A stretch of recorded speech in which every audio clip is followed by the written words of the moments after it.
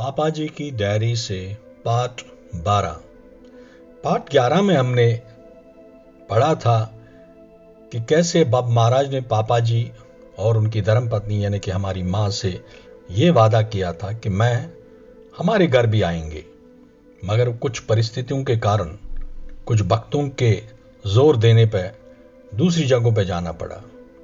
और जब पूरी तरह से तैयारी की गई थी हमारे घर में और आसन भी बिछाया गया था, तब एक और भक्त ने बब महाराज को जोर देकर अपने घर बुलाया।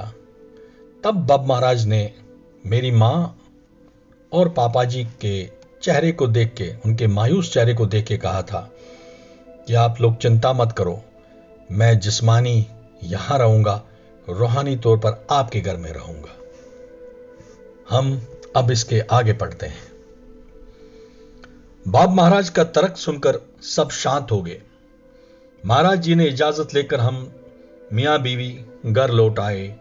घर में बब महाराज के लिए जो आसन बिछा कर गए थे, उसको देखकर मन में कुछ दुख और खलीस सी हुई।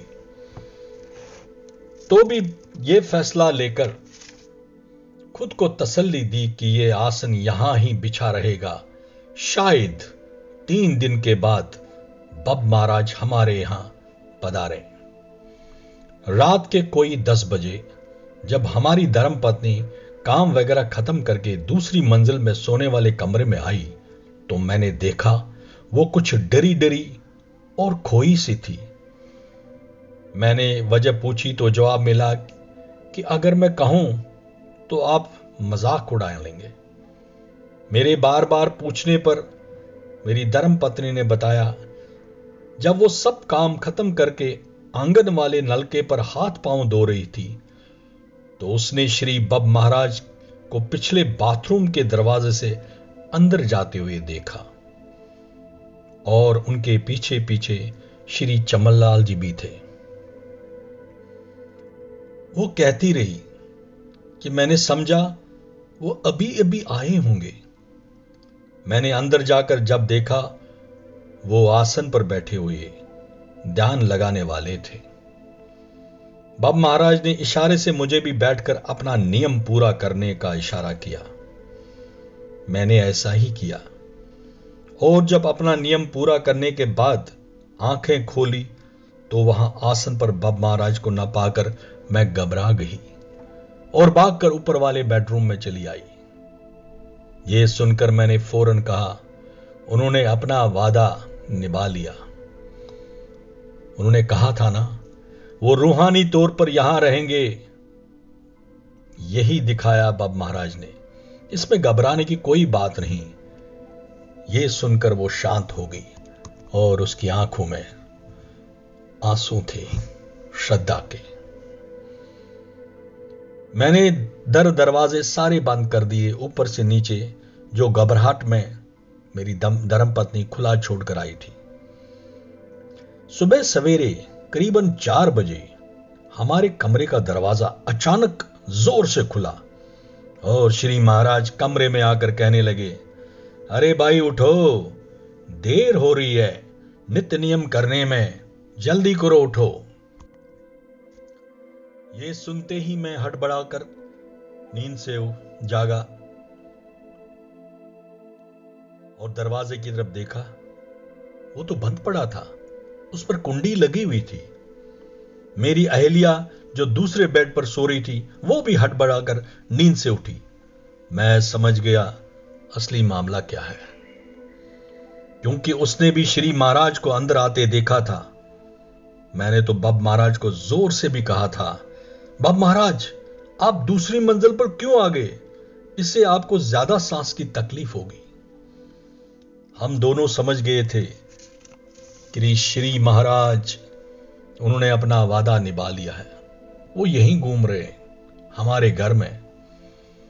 दोनों ने मन ही मन महाराज जी को प्रणाम किया और धन्यवाद दिया, फिर अपने नियम पर बैठ गए। तीसरे दिन जब मैं अपना नित्य नियम खत्म करके सुबह करीबन 8 बजे किचन के साथ वाले कमरे में गया और नाश्ते का इंतजार करने लगा, तो मैंने देखा श्री महाराज किचन में बैठे हैं। ओम बाबा महाराज की जय हो। और मेरी अहिल्या बाबा महाराज को चाय पिला रही है, उनको चाय का प्याला उनको पेश करी है। महाराज ने अपने आस्तीन से चाय का खोसू ले लिया। मैं एकदम किचन की ओर लपका। जल्दी के कारण दरवाजे से टकराया। इस आवाज को सुनकर मेरी अहिल्या ने सिर उठाकर अपनी आंखें खोली। वो भी ऐसे देख रही थी जैसे महाराज जी वहां पर बैठे हों। मेरी अहिल्या ने शिकायत भी की कि मेरी आवाज के कारण उसकी भी नींद में खलल पड़ गई है, क्योंकि वो चूल्हे के पास बैठे बैठे ही सो गई थी साद नींद में, और सपने में श्री महाराज को चाय पिला रही थी, ठीक वैसे ही जैसे मैंने देखा था। मैंने उसको जवाब दिया, जो आप सपने में देख रही थी वो मैंने खुली आंखों से देखा है। कैसे बाबा महाराज ने अपने फेरन के आस्तीन से खोसू पकड़ लिया था। फिर एक बार बाबा महाराज ने साबित किया वो रूहानी तौर पर हमारे साथ ही है। मैं अभी महाराज जी का शिष्य नहीं बना था, लेकिन उनकी अजमत और करिश्मे देखकर मैंने ठान ली कि अब हर हाल में महाराज जी से शब्द लेनी ही है। तीसरे दिन वादे के मुताबिक महाराज जी हमारे यहां आकर ठहरे। मैंने बाबा महाराज जी को एकांत में बंद कमरे में लोगों के आने से पहले यह इल्तिजा की, अपने कर्मों और मन के काबिल बयान बहुत मुश्किल है मेरे लिए। स्वामी गोविंद जी कोल ने भी बहुत मुश्किल से शब्द दिया था। बाबा महाराज से अर्ज किया कि वो मेरे साथ क्षण क्षण हमेशा हर पल रहें। शांत होकर उन्होंने मेरे सिर पर हाथ रखकर यह कहा, जो रास्ता गुरु महाराज ने दिखाया है उससे भी वहीं पहुंचना है तुम्हें, लेकिन आहिस्ता आहिस्ता एक एक सीढ़ी चढ़कर, ना कि एकदम जट से। आहिस्ता आहिस्ता सीढ़ी चढ़ने से थोड़ी कामयाबी मिलेगी। एकदम चढ़ जाओगे थोड़ी कामयाबी तो मिल जाएगी, मगर गिरकर चकनाचूर हो जाओगे। शायद यही हाल मेरे साथ हो रहा था। तभी इस तरह मुझे दिल की धड़कनें तेज बढ़ती थी, शिवरिंग होती थी। बाबा महाराज ने कहा, हमें अपने इष्ट देवी देवताओं से प्रार्थना करनी चाहिए सही राह दिखाने के लिए। कोई धर्म बुरा नहीं है, क्योंकि इनका बुनियादी उसूल एक ही है, जैसा कि भगवान के वजूद पर भरोसा, हमेशा सच बोलना, किसी के साथ हस्त या दुश्मनी न रखना, मन कान आंख जुबान पाक रखना, सबसे जरूरी अपने रहबर अपने गुरु महाराज पर भरोसे के साथ लालच व मोह का खात्मा करना, नित्य नियम से शांत मन रहकर शब्द का पालन करो, जगत माता की दया और कामयाबी तुम्हारे साथ हमेशा रहेगी। मैंने बाबा महाराज के सामने फिर फरमाया, बाबा महाराज, मुझे गुरुर ब्रह्मा गुरुर विष्णु गुरुर साक्षात महेश्वरा के सिद्धांत पर पूरा भरोसा है, इसलिए आप अपना साया हमेशा रखें तो सब देवी देवता शांत रहेंगे, मेरे साथ रहेंगे। वो ऐसे मुस्कुराए कि मैं बयान नहीं कर सकता। उनकी आंखों में दिल में दाखिल होने वाला नूर चमकने लगा। मैंने आंखें बंद करके फिर से कदमों पर सिर रखा और आनंद प्राप्त किया। इसी तरह दिन गुजरते गए। अक्सर महाराज जी के दर्शन के लिए कभी श्रीनगर और कभी कुपवारा जाते रहते थे। एक दिन अचानक श्री महाराज सुबह सवेरे जज साहब मक्खनलाल जी जज हुजरू के रहने वाले हमारे यहां तशरीफ लेकर आए। उनको दरअसल श्रीनगर जाना था, इसलिए ज्यादा देर तक ना रुक पाए।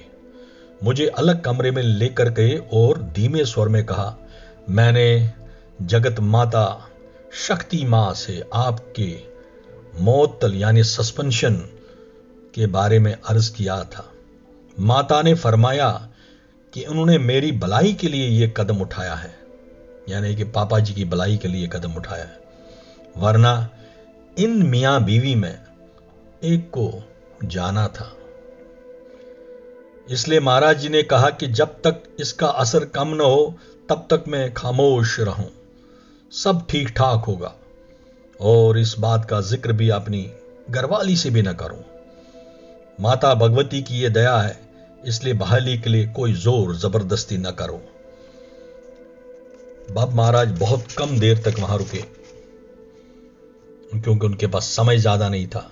मुश्किल से एक प्याला चाय उन्होंने फरमाया और जाते जाते फिर खामोश रहने की ताकीद की और आशीर्वाद दिया और कहा कि गृहस्थ चलाने में मुझे कोई मुश्किल नहीं होगी। आप भी खाओगे, साधु संतों को भी खिलाओगे। इस आशीर्वाद से मन में शांति सी आ गई। फिर मैं गृहस्थ व परमार्थ के कामों में जुट गया। मुझे कभी किसी चीज की कमी महसूस नहीं हुई और हर ओर शांति और दया बिखरती रही। साधु संगत, भजन कीर्तन और सत्संग में मशगूल रहा। मैंने बाबा महाराज की बात का जिक्र किसी से नहीं किया। बाबा महाराज की रूहानी अजमत शान थी। हमारे घर अक्सर आते रहते थे, इसलिए भक्तों की भीड़ लगी रहती थी और व्याख्यान व ज्ञान जारी रहता था। अगर हम इनके साथ कभी अकेले होते तो वो मुझसे धार्मिक पुस्तकों वगैरह पढ़कर सुनाने को कहते और कभी कभी जरूरत पड़ने पर उन पर व्याख्यान भी सुनाते रहते थे।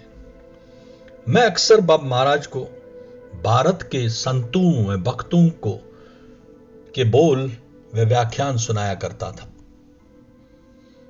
मेरे पास राधा स्वामी मठ के जारी करदा रिसाले यानी कि मैगजीन और किताबें भी थी, जो बंटवारे से पहले के छपे थे, वो भी मैं उनको पढ़कर सुनाया करता था। इन किताबों और रिसालों को स्वामी दयाल श्री लाल जी चलाते थे। वो स्वामी गोविंद कोल वनपू के गुरु महाराज थे। उनके कलम की रवानी वो भी उर्दू में दाद देने के काबिल थी। इन मैगजीन के जरिए वो भारत के पुराने संतों के बारे में लिखते थे, जैसे कि गुरु नानक जी, कबीर जी, भक्त सूरदास, भक्त रहीम वगैरह वगैरह। बाबा महाराज जब भी हमारे घर में होते तो हमें महसूस होता कि सारे देवी देवता हमारे यहां पधारे हैं और दया के साथ शांति बिखेर रहे हैं। इसलिए बाबा महाराज के जाने के बाद एक अजीब सी खला, एक अजीब सा अकेलापन महसूस होता था। जब उनके बारे में कहीं से खबर मिलती तो भागकर उनके पास चले जाते थे। शहर हो या गांव, हम वहां पहुंच जाते थे। एक बार मेरे अजीज चमनलाल जी कुपवारा के डेरे पर महाराज जी ठहरे थे। हम भी वहां पहुंच गए। शाम का वक्त था। हमारे साथ एक और गुरु भाई ब्रिजनाथ जी रहमा भी पहुंच गए। वो बाबा महाराज के बहुत पुराने शिष्य थे और हमारे साथ अभी उनका ज्यादा तारुफ न था, क्योंकि बाबा महाराज के साथ अभी मुझे 2-3 महीने हो गए थे। ब्रिजनाथ जी भी ने बाबा महाराज को अपने एक दोस्त श्री नीलकंठ दास बुमई के बारे में बड़े दुख से अर्ज किया कि उनकी एक 9 साल की बच्ची अचानक फौत हो गई, यानी कि उसकी डेथ हो गई। वो खुद सोपोर ड्यूटी पर था और जब घर पहुंचा तो बच्ची को शमशान घाट ले जाकर जला भी दिया गया था। वो दौड़कर शमशान पर गया और गम की रौ में बहकर अपनी बेटी की चिता का भस्म अपने सिर माथे पर मल दिया, जिसका नतीजा यह हुआ कि अब उस पर शमशान राज का साया पड़ गया। वो बीमार रहने लगा है। बहुत इलाज कराए डॉक्टरों से, हकीमों से, मगर कोई फर्क नहीं। असल बात तो राजबल की नाराजगी है जो उसे छोड़ता ही नहीं। नीलकंठ जी रातों को सो भी नहीं पाते। लगता है अब वो रुखसत पर है, मतलब उसकी डेथ हो सकती है। कई संतों के पास भी गया मगर कोई खास फर्क नहीं हुआ। मैंने एक सपना देखा जिसमें मुझे बताया गया इसका इलाज स्वामी श्री हरबब महाराज के पास ही है। इसलिए आपसे गुजारिश है कि आप ही परोपकार करें। श्री बब महाराज ने कहा कि शायद मैंने उसको उजरू में देखा है, यानी कि नीलकंठ जी को। उस पर सच में राजबल का साया है, मतलब शमशान में जो कहते हैं कि जो देवता होता है उसका साया है। वो कोई भूत प्रेत नहीं है कि उसको बल से निकाला जाए। जरूरत है राजबल को मनाने की और मनाने के साधन की। इसमें मैं क्या कर सकता हूं? श्री नीलकंठ जी दास हमारे भी जान पहचान वाले थे, इसलिए मैंने भी बब महाराज को इस पर दया करने की गुजारिश की। आखिर फैसला हुआ कि श्री नीलकंठ जी दास खुद बब महाराज के पास आ जाए। ब्रजनाथ जी से कहा गया कि कल लेकर आइए। ब्रजनाथ जी ने दंडवत प्रणाम करके कहा, महाराज अगर उस पर दया करनी है तो खुद आप बुलावा भेजिए। महाराज जी कुछ देर खामोश रहे, फिर मुस्कुराकर कहा, अच्छा ठीक है, वो खुद ही आएगा। और दूसरे दिन हुआ भी यही। नीलकंठ जी हाजिर दरबार हुए और तलाश इलाज शुरू हुआ। महाराज जी ने उसे शाहवली तक कुपवारा से ही नंगे पांव जियारत करने की हिदायत दी। शाहवली साहब की जियारत द्रगमुल में है और पूरी तरह समझाया कि कैसे मन्नत मांगनी है। शाहवली साहब इस कदर अजीम है कि उन्होंने मुर्दा मछलियों को भी जीवन दान दिया था। इसलिए जाकर उनके दरबार में हाजिरी और अर्जी देकर मन्नत मांगो, वहां खुद ही जवाब मिलेगा कि क्या करना है। मगर कई बार जाना पड़ेगा और फिर मुझे मिलकर हालात बताने पड़ेंगे। यह भी ख्याल रहे कि जियारत के अलावा वहां से चश्मे का भी 8 बार पानी पीना है। पानी को अमृत मानकर मन की शुद्धि के लिए भी पीना है। और नीलकंठ जी को उसी वक्त रवाना किया गया। नतीजा यह हुआ कि पहली यात्रा से वो 8 आने ठीक हुए और दूसरी बार हस्बे वादा चढ़ावा भी चढ़ाया गया। तीसरी बार तो बिल्कुल ठीक ठाक हो गए। कई सालों के बाद ड्यूटी पर भी जाने लगे। फिर से वही पुराना हंसता लाल मुंह वाले नीलकंठ जी बन गए। जय हो बब महाराज की, जय हो हरबब महाराज की, जय हो पापा जी महाराज की, जय हो सब संतों की। जयकार।